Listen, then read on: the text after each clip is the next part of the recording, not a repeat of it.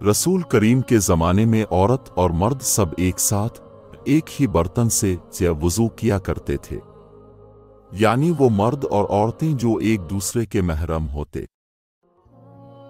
रसूल करीम मेरी मिजाज परसी के लिए तशरीफ लाए।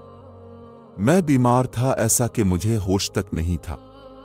अपने वज़ू किया और अपने वज़ू का पानी मुझ पर छिड़का तो मुझे होश आ गया। मैंने अर्ज़ किया, आ रसूल अल्लाह, मेरा वारिस कौन होगा?